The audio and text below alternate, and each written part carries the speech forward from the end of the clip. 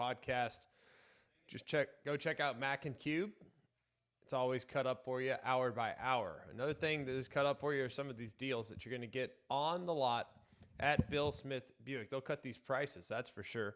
Like a GMC Sierra 1500 SLT 4x4, $67,770 is the list price. You take $15,000 off that sticker. You can get it for just over $52,000. Bill Smith Buick GMC. There's a reason why they are the GMC Dealer of the Year. They have the largest dealership, the largest discounts, and the best service. They sell more vehicles than anyone here in the Southeast. So go take the short drive up to Coleman. You'll be glad you did. You can also shop online, have it delivered right to your driveway at BillSmithBuickGMC.com. So I think where the confusion was with that last call, G-Mac, was are you talking the top 3 teams or are you talking the top, 7, 8, 9, 10 teams? I see where Sutton's coming from with the quality of wins. Maybe he's living a little bit more on at the time of those wins, well, but still, wrong to be living at the time. First and foremost. Secondly, I don't think you can say his comment was, "Who's got 2 better wins than A&M?" And we just gave him better wins. I'm not suggesting Bama should be ahead of A&M. Absolutely not. No, A&M should be ahead. They have not lost. They should be ahead of Alabama. I have no problem with that. But don't start coming in here and start acting like a win at LSU is, that's top win in the country. No, it's not. If it was the top win in the country, the team that beat LSU actually last week, that's actually a better win than beating LSU. Is it not? And Vanderbilt, it's a good football team with 1 loss. Bama beat them. Well, as we have also stated, start misleading. We've also started, with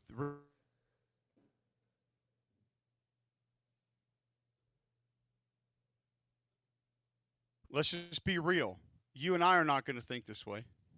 But a lot of people are not going to allow themselves to believe that beating Vanderbilt is a better win than beating Notre Dame or beating Oklahoma or beating Texas or beating USC or even beating Utah. They're just not going to allow that. People are not going to believe, they're just not going to believe it. But it is this year. That's a really good football team, man. And heck yeah. They weren't even close to their A game on Saturday, and they beat a good Missouri team. So there's going to be part of that at the time, what they are now, and then collectively where we are in college football, you have to kind of take all those things into consideration. I agree with Sutton in the fact that A&M should be in the top 3 if you wanted to start making 100%. an argument about the other 2 and have those just based on resume. I think you could have it, but I think Illinois is a good football team. I don't think they're great. They're probably not as good as I thought they were going to be. Indiana housed that team. Made them look bad. And Iowa's a pretty good football team this year. Offense has somewhat of a pulse. You went and won there on the road. You demolished Michigan State and UCLA, as you should have, and I'm not going to give you a ton of bonus points for that. But the win at Oregon, fairly convincing in my mind. That's it's one of the best wins in college football this year. 100%. So I don't think you can take much away from that. The Ohio State resume, at Illinois was a good win, and it was fairly convincing. You can't really point to Texas and tell me that's super impressive anymore. No, Washington's hell, the win at Washington might be their best win right now. Yes. So they'll get Penn State this weekend. Penn State fired their coach. I don't know where we're going to be on that one. If you wanted to have a discussion about the top 3, Greg, this would be my discussion. A&M has facets of their football team that not a lot of people are going to be able to deal with. It starts with their defensive line. The mobility of their quarterback is going to be very difficult for people to deal with. When LSU was in man coverage and Marcel Reed decided to put his eyes down and run, he made them pay dearly. I have gotten a lot of texts. I've gotten some texts from some high-profile Texas A&M boosters over the weekend on the "See, I told you so" about Marcel Reed. And I almost wanted to pull up the numbers of the plays and send them to him and say, did you miss these, by the way? There's a lot that's being clouded from him by other portions and other players on that team. The catch and run was outstanding on that football team over the weekend. Some of the catches, there's a one-hand catch going over the middle of the field. So I'm not going to give It's funny that when we talk about either the older Oregon offenses, like Bo Nix took heat for this, that oh, it was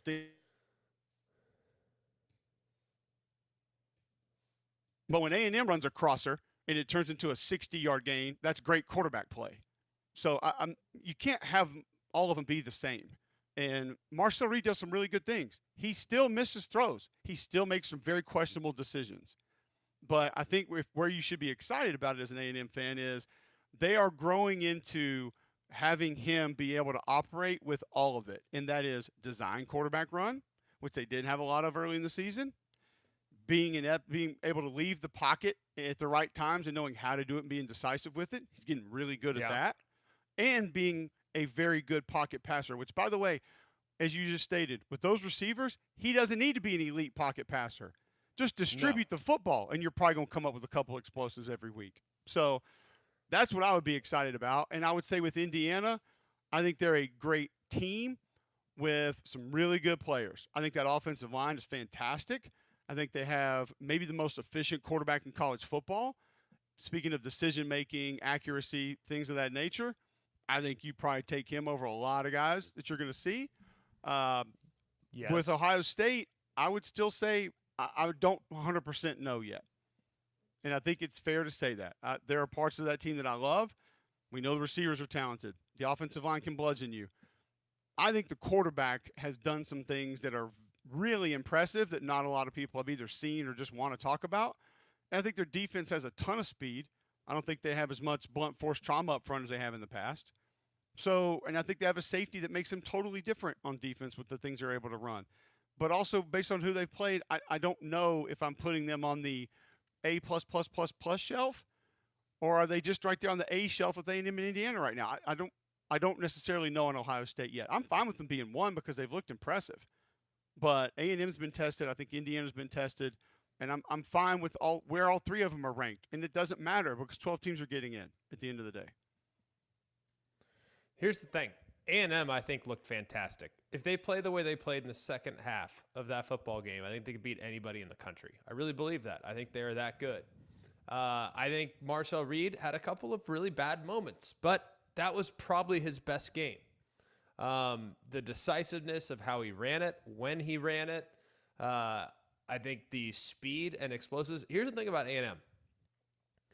Like, they have 5 guys that touch the ball that scare me to death. You know what I mean? Which, guess what? That's pretty freaking awesome. Like, 5 guys that scare me to death. Like, every time they have the ball in their hands, I, like, hold my breath if I'm on the opposing sideline. There's not a lot of teams offering you that. No. I mean, it's awesome. I'll tell you who they are. Marcel Reed. Scares me to death with his legs. But not so much as a passer. And I thought he made some good throws. The one-hand catch was a great throw. I mean, last year he probably throws it right to the guy because there was a guy that was coming out underneath it. He had to throw it to him as third down, so you take that chance anyways. You throw it just a little bit high and behind, had a negotiated defender. Like, that was a great throw. It's a phenomenal catch by Bethel Roman. But that was a great throw. And there were a bunch of good throws in this game. But Marcel Reed scares me to death with the ball in his hands. Mario Craver scares me to death with the ball in his hands. Casey Concepcion is explosive in so many aspects and is so good. And has been by far, we said it in the offseason. I remember saying this, January? When he was looking around and he first put his name in the portal. I'm like, that's a guy right there. I'm telling you, if he actually had a good supporting cast, he'd be amazing. And now it's starting, everyone's starting to recognize that. So that's 3 right there. Morrow, their running back, I think he's got a lot of juice too. I like that kid. I don't know if he is as super speed dynamic as some of the other backs in college football, but with the combination of those other 4 guys that touch it could be a huge issue. And then Terry Bussey. Terry Bussey with ball in his hand scares me to death. Like, that guy is just explosive, like really explosive. So they got 5 guys that can just take over the game and create explosive plays at the drop of a hat, which to me is not something a lot of teams have. So I love what I saw from A&M this past weekend. I think they got a defensive line. Cassius Howell was literally, it couldn't even be touched. The dip and rip a couple times, like underneath tackles, like showing some flexibility. He was great. It was their best performance to date in the second half. So, however, I can't right now, based on resume, put them in front of Indiana. I can't. Now, I could make a case that you could put them in front of Ohio State. I can get on board with that argument, but I can't put them on board with putting them in front of Indiana. Not with what Indiana did to Illinois, and not with what Indiana did on the road at Oregon. They have a better resume than, in my opinion, Texas A&M. However, when the caller calls in and says the two best wins in college football amongst the top teams and the teams in the top 5 are at LSU and at Notre Dame, I'm going to push back on that because I don't find that to be true. I think a win at Oregon is better than a win at Notre Dame currently. A win at Georgia is significantly better than a win at LSU, an LSU team that folded their tent there in the second half. So, and because of A&M. So that's my pushback on the caller. Love Sutton. He's a great caller, great listener. Always appreciate him. But I think he's probably going out a little bit too far in stumping for the Aggies and the wins that they have so far. And it's okay. There's a lot to be excited about there. I mean, you're 8-0. You're 5-0 in the SEC. First time in 30 years. I'd be should jacked. be excited. And they're a fun team to watch. I mean, when you see the aggressiveness on defense, they're getting home with pressures from depth. They're running stunts up front and making people pay. Obviously, as Greg mentioned, they have guys that individually can just beat you in one-on-ones. Mark Naboo had a good game at center. I thought Chase Bissonis did some really good things at guard.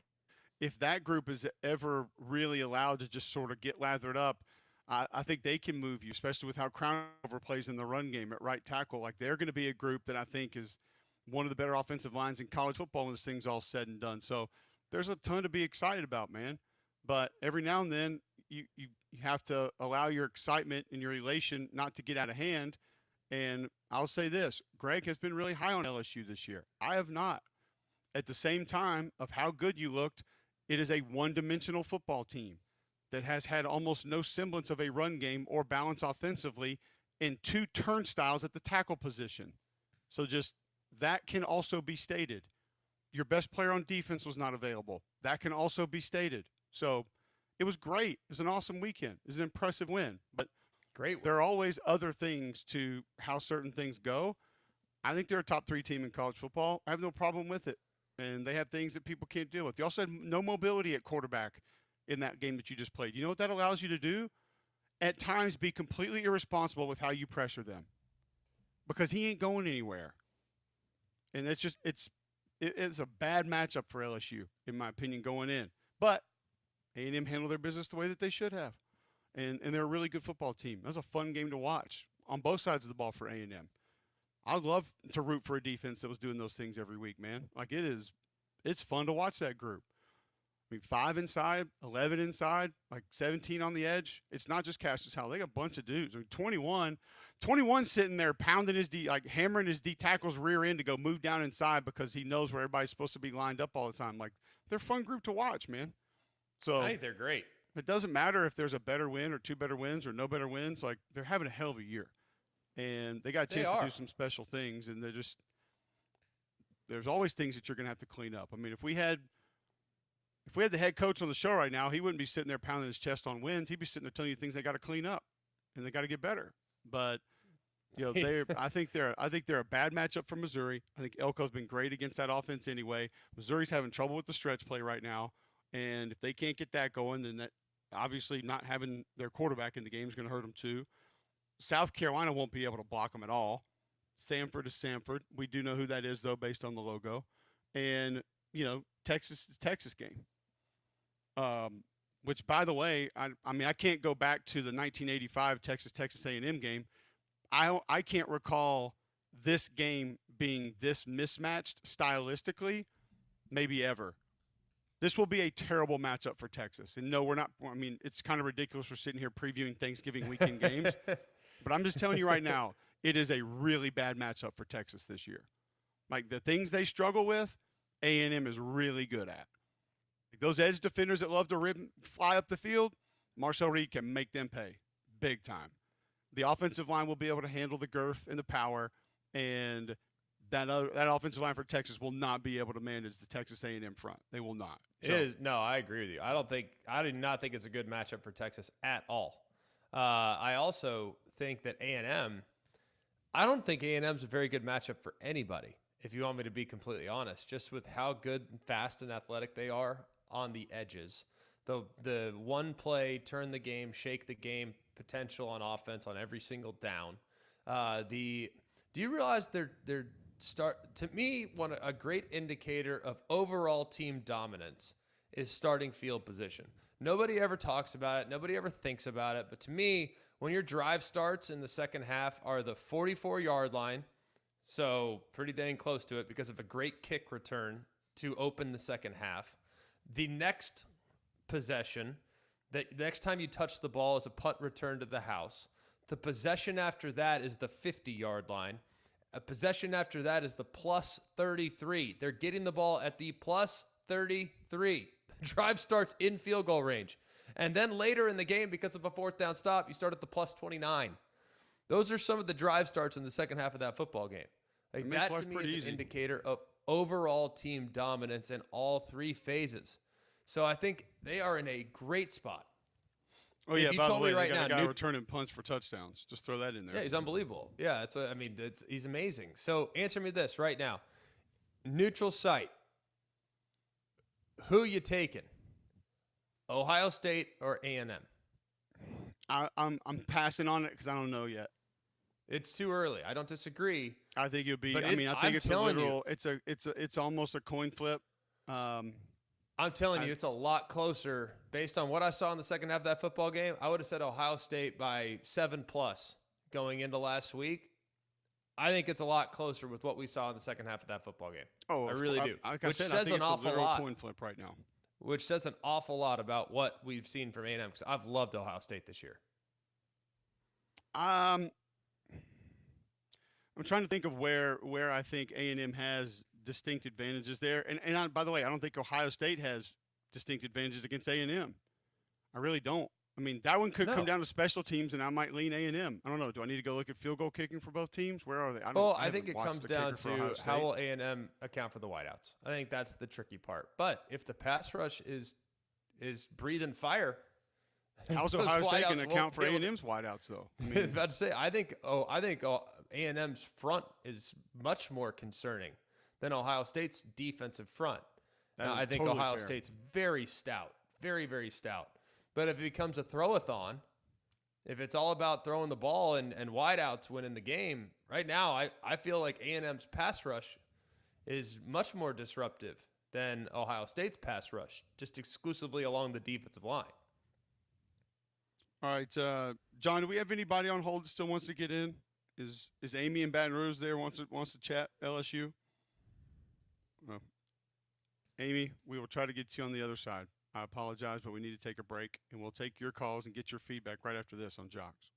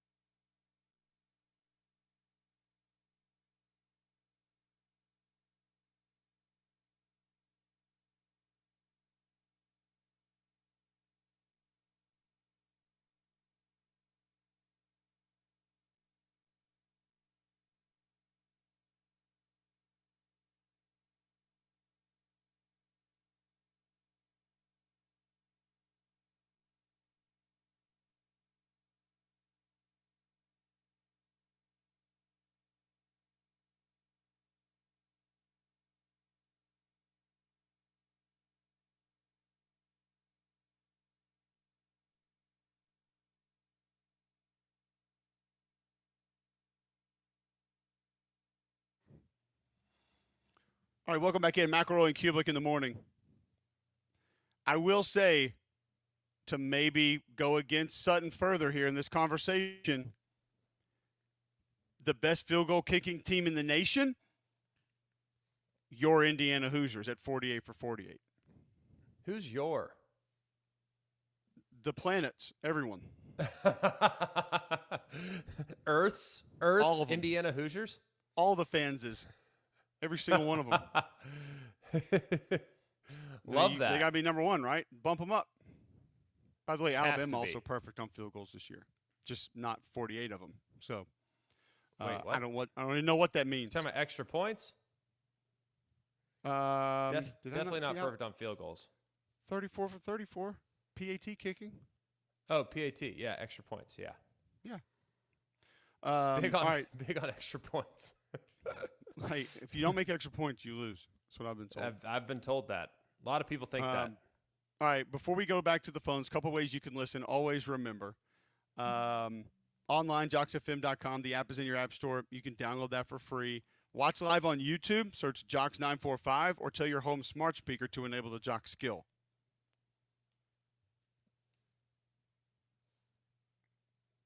It's your turn, Greg. It's time for you to go. I'll go. Let's go Pro Lift. Pro Lift rocks. All right. We'll just start with that. The best. Locally owned and operated. Pro Lift Garage Door is a community-based company. 5-star reviews all over the place. Mike here locally and Jeffrey down in Baldwin County. They can work on existing garage door for repairs, or they can install new ones. There's no service call fees. You only pay for the work, not the visit. Service all brands of garage doors. You think Pro Lift Garage Doors is a brand? No, they service all kinds of brands. It's a maintenance group. They do a great job with upgrading the appearance of your home with brand new garage doors. So if you're having issues with your garage door, unusual noises, slow response time, vibration, shaking, call for a maintenance service. There's a location here locally, and there's also a location in Baldwin County. To find the appropriate number for you, go to proliftdoors.com. That's proliftdoors.com. ProLift Garage Doors, lifting your expectations. All right, let's go to Amy. Wants to chime in on LSU, listening in Louisiana. Welcome into the show, Amy. Hey, good morning, y'all. Good morning. This is our day of freedom, and we could not be more thrilled. Only one slight correction. I'm actually here in Birmingham, but I'm a Baton Rouge girl and went to LSU, both my husband and I. But we've been in Birmingham for 11 years, still highly connected in Baton Rouge at LSU and around it. And I will tell you, it might be surprising and shocking, and maybe it seemed rash or fast to a lot of people, but it doesn't feel that way down there.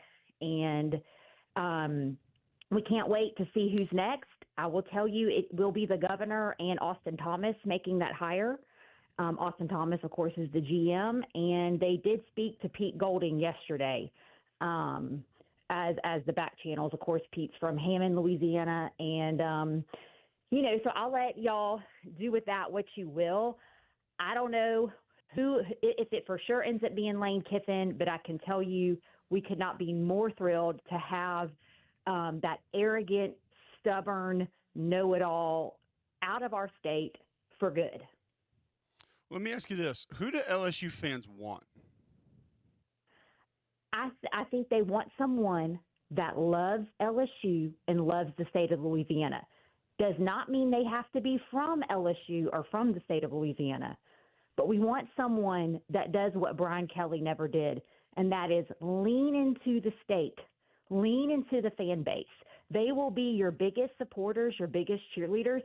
He never once did that, and there was always a disconnect. I'm talking the moment his plane landed at the tarmac of Baton Rouge Airport, and there were all these fans lined up to greet him. Do you know the man never once walked over to the fans and high-fived them? He walked off the plane with his family and walked straight on the Sprinter van. And I've never seen that before in my life. Didn't even give him a wave. And I thought, man, this is not a man that understands this culture. You don't have to be from here to embrace it. And he never did. And I will tell you that it was never the right hire. So I'm not sure that Scott Woodward gets to make the next hire.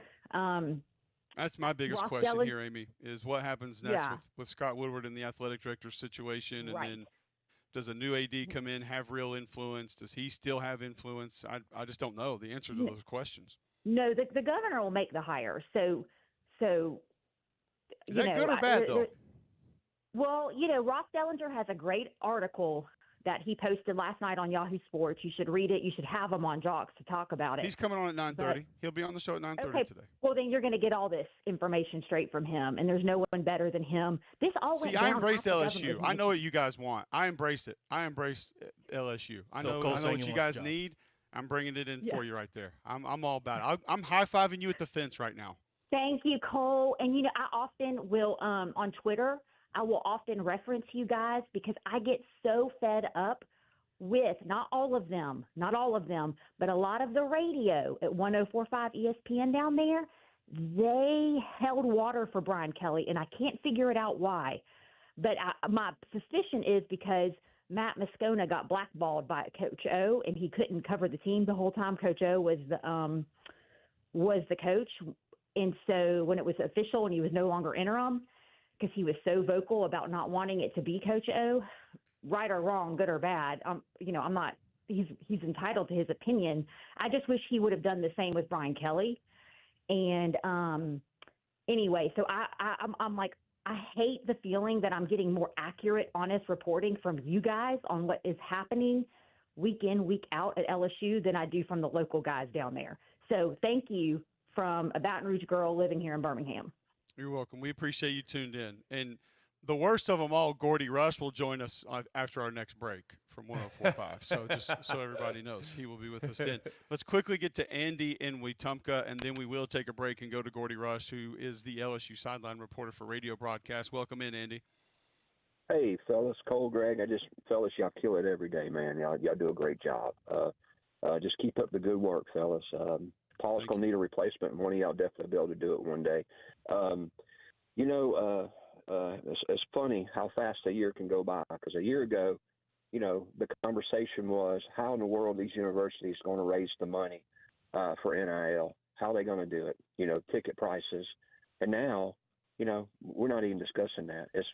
It's how much money can these universities throw out to get rid of their coaches. I mean, college football has just went crazy now.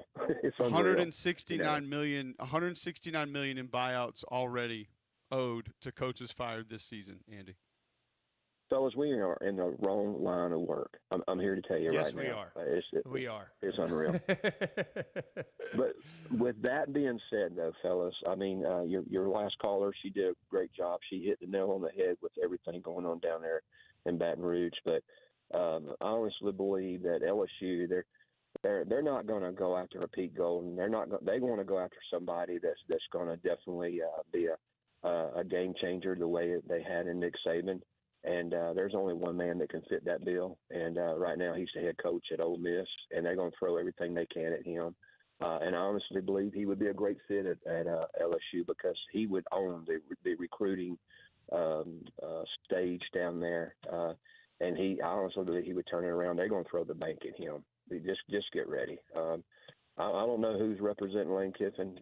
I've got an idea who he is. He's represented a lot of coaches that made a lot of money off this, but they're going after the Lane train. I can tell you that right now. Well, we appreciate the call, Andy, said. and he is represented by the best to ever do it. So, and here's what I say is, like, I do think that is a possibility based on the timing. And here's why: because I think, and I drew the similarities in the comparison to when Georgia ultimately had to move on from Mark Richt. Mark Richt was winning; he was doing fine. And it's not like Georgia was a flailing program; they were good. And in 2015, they decided, you know what, we don't want to be just good anymore. We want to be elite. And all of a sudden, South Carolina has a job opening, and South Carolina starts to approach the Kirby Smart. Auburn starts thinking about approaching Kirby Smart. These two teams both starting to think about Kirby Smart. Kirby Smart finally open to leaving to run a head coach, to be a head coach. And they said, you know what, we don't really have any reason to fire Mark Richt, But the only reason to fire Mark Richt is because we can't let the guy that we think is going to change the game, we can't let him go to one of our rivals. So we got to do it now. So they end up firing Mark Richt, hiring Kirby Smart, and the rest is history. And starting in 2017, takes him to the national championship in his second year, and it's been one of the best programs in the country ever since. So I think that's one thing to keep in mind. Is it because Florida was going to go make a run at Lane Kiffin? They said, hang on a second. No, we can't let that happen. We need to maybe make a move as well, and we want to go get him. I don't know. I don't know that for sure, but it does. The timing does feel a bit fishy, and it does to me feel a little bit like when the Kirby Smart sweepstakes were going on back in 2015. Absolutely. All right, we will get to a break. Gordy Rush of 104.5 ESPN in Baton Rouge and sideline reporter for LSU football broadcasts via radio will join us next right here on Jocks.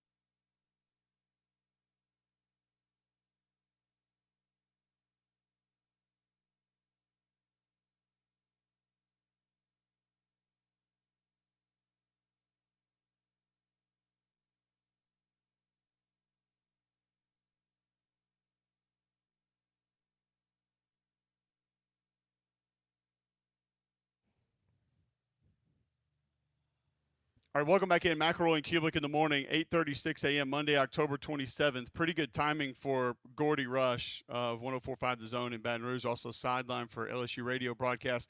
Even though Birmingham listeners hate all employees of your radio station, Gordy, we're still glad to have you on.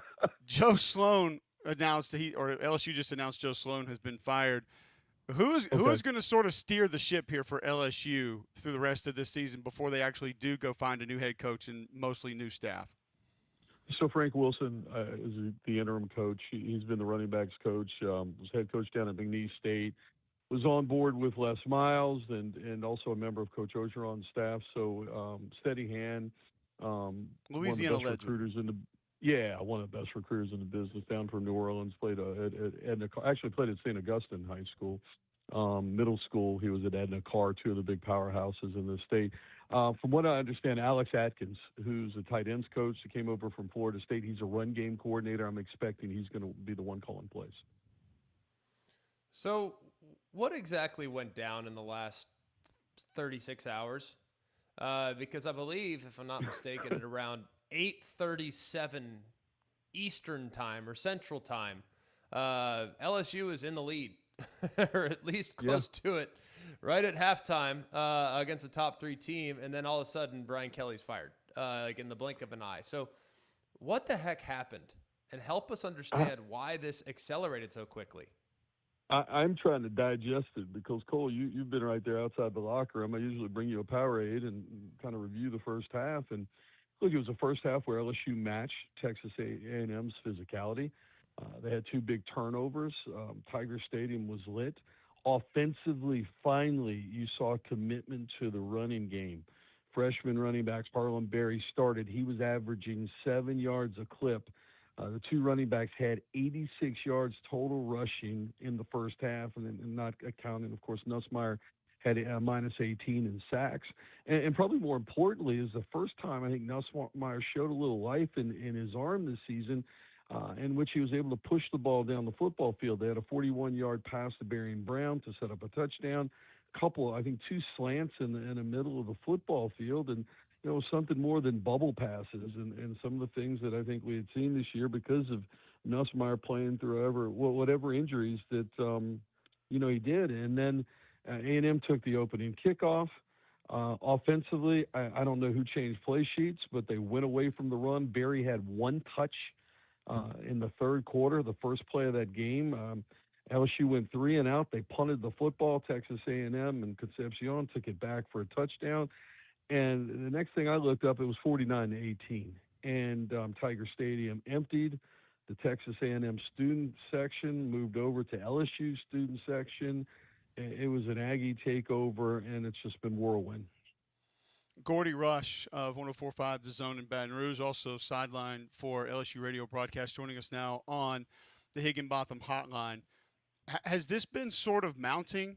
I know the fan discontent has been there, but how close has this volcano been to erupting for the last, I guess, month or this entire season? Because when I was there for the Southeast Louisiana game, I didn't feel like Brian Kelly's job was in jeopardy. How quickly and when did this actually start where this became somewhat of a reality? Look, for me, I think it's been the Vanderbilt game. You go up to Vanderbilt thinking that, this is a game that you can win if you're LSU. After that game, the biggest takeaway was that Vanderbilt was the more physical team. And so some of the grumbling started. And then after this game, with the open week before the Alabama game looming, I thought most people thought there would be a change on the offensive side of the football in terms of play calling. But at no point did I think that this would snowball to the point that we're talking about Brian Kelly's out at LSU.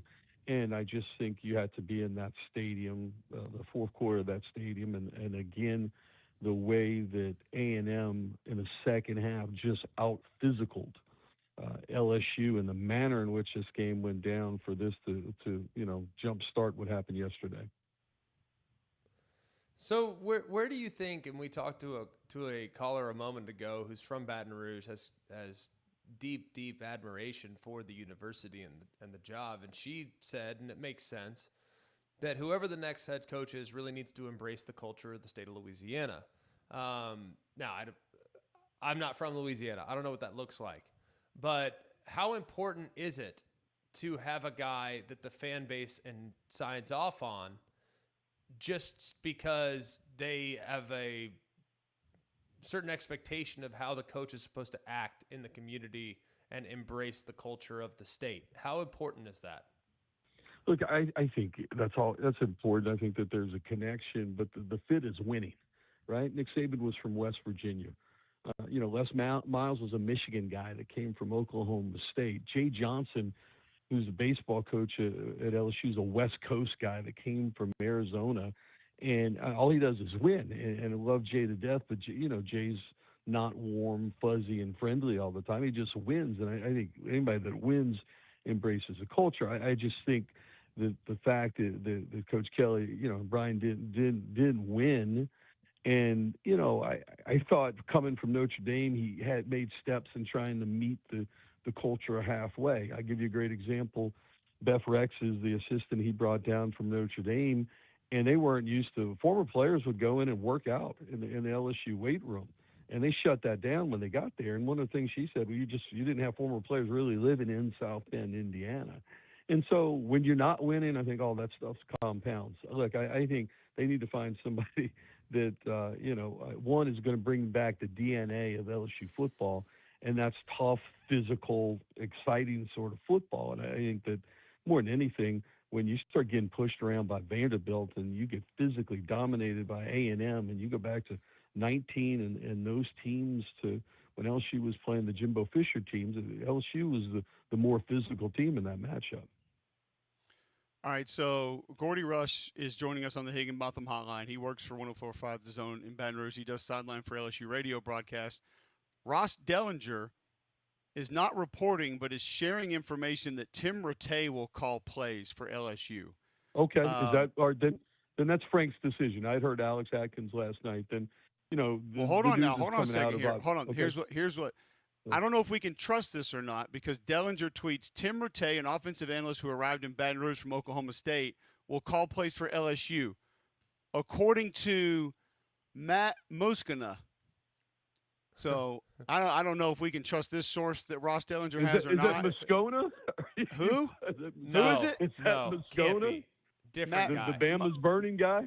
Moscanana. I don't know this guy. Okay. Who are we talking about here? I love it. Rattay beat Alabama who's Matt twice, though, reporting? at La Tech. So if that's the case, at least you got that going for you. I think this tweet has actually been deleted now, so who knows what's real anymore. Yeah, I don't know. I mean, obviously it's happening. And what we heard last night was that there were no decisions on assistants were being made, and obviously the staff's reporting to this morning. And Tim Rattay is on staff, right? And it's amazing the analysts. I'll tell you what, some SEC schools have analysts that would be a great Division I coaching staff. LSU's got Lance Guidry, the former Miami defensive coordinator, on staff helping out Blake Baker. Yeah, it would surprise me. Rattay's going to be the guy who's been the quarterback coach. He's been the guy on the sideline down there with Nussmeier. And then, of course, Atkins was a run game coordinator. So we'll see what they do. What's important for – we asked the question earlier in the show, Gordy, like what is important in general for these big hires in today's college football? Because it used to just be, well, this is LSU.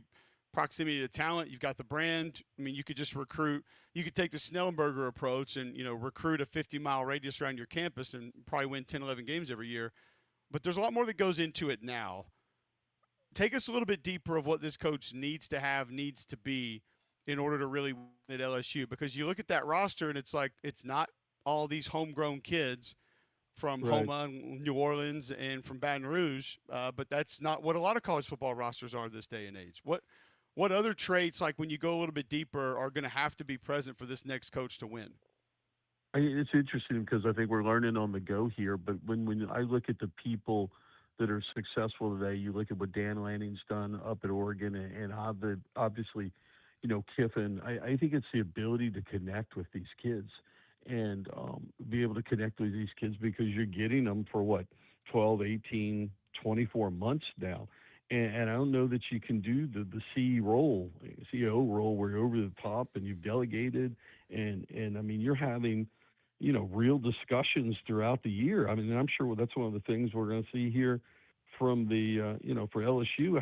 What's the discussions going on with the players, right? I mean, basically, you've got rev share going on there. You've got a lot of people that have come in here that are juniors and seniors, like take Mansour Delane that came from Virginia Tech. He's played himself into, a first-round position, I think, as a quarterback. He's had an excellent season. And, what's going to be his level of intensity to play. And as a coach for these remaining games, as a coach, you've got to be able to have those relationships. I think it's that. And then I think you've got to be squared away in your identity. And I think that's one of the problems LSU offensively the last 2 years is really, besides statistically this year, 96 in total offense, 116th in rushing. If you can't run the football in the SEC, we all know you're in trouble with that.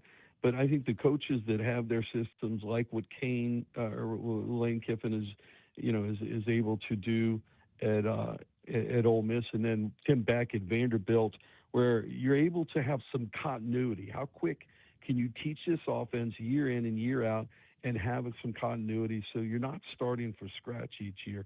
I mean, that's people that have systems in place where you can plug and play, because that's what this has become. Well, Gordy, we It's really appreciate the crazy. time. Oh, go ahead, Greg. Go one more. No, it's just really crazy, man. It's just absolutely wild. So ultimately, where do you think this will start? Is it start with Lane Kiffin and then figure it out after the fact? Where does this start, this candidacy? Yeah, I mean, I guess with Lane Kiffin, I mean, what makes this situation unique, guys, is that, we've had a gubernatorial change. We have a new governor here, and after a rare 8 years of Democratic governor in Louisiana, and John Bel Edwards, who's a moderate Democrat, and keep in mind it's his board of supervisors that is probably half of it now.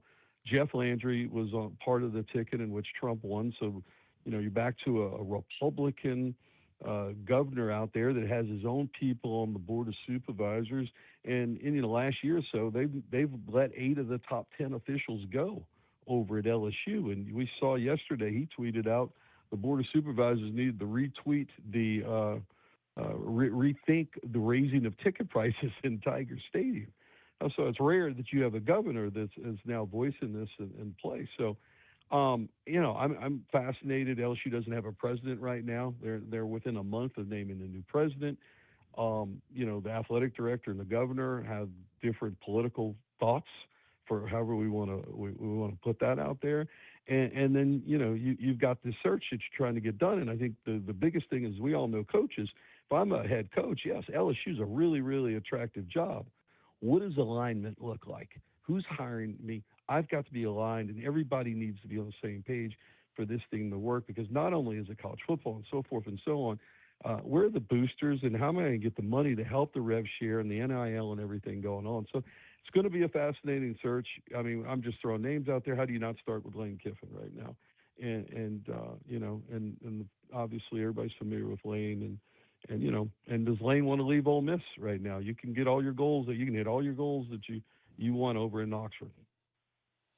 Okay, before we let you run, quickly, this guy Matt Muskina has said that he's clarifying his previous tweet that he was told that either Atkins or Rattay will be the play caller, but it's Frank Wilson's choice. So I don't know if this guy knows what he's talking about or not, but he's got some information from somewhere in there. So there you go.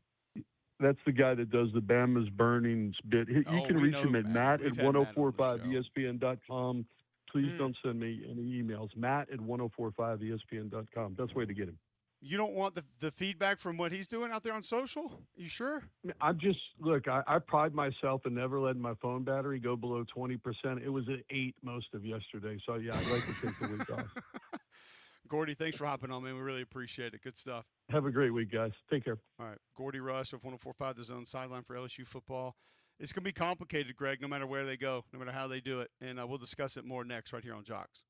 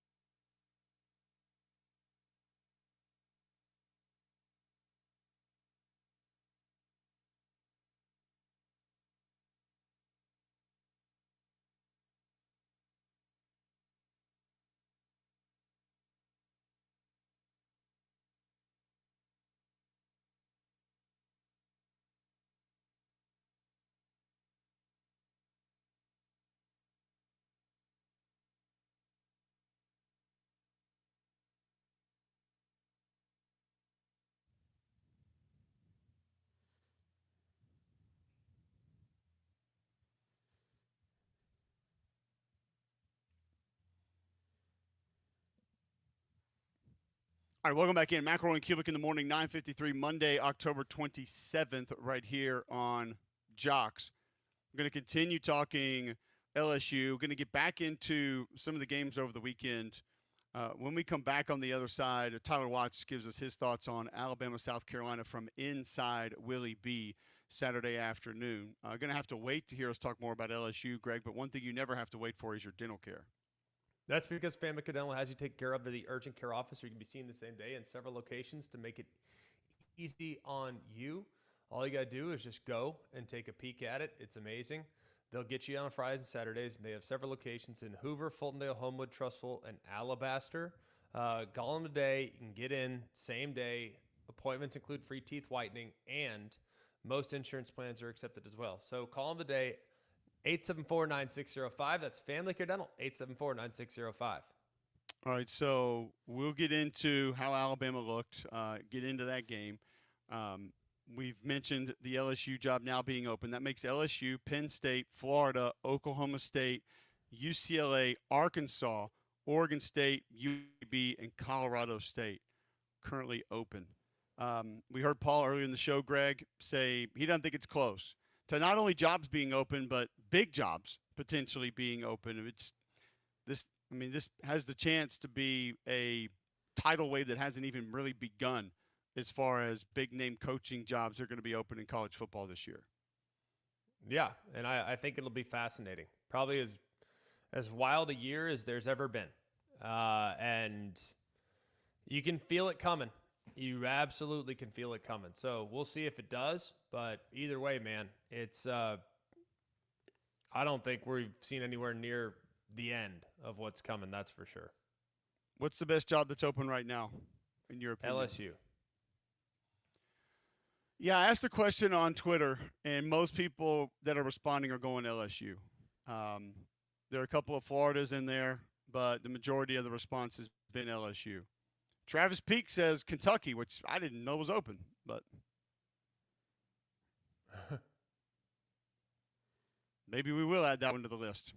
We shall see. One more hour to go. Ross Dellinger broke that news and has a great article out explaining behind the scenes what was happening when these decisions were made that may give us some insight to how they're going to be made in the future. He'll join us at 9:30. Tyler Watts will be with us when we come back and give us his opinion on how and why Alabama was able to hold on against South Carolina in Columbia. All that and more next right here on Jocks.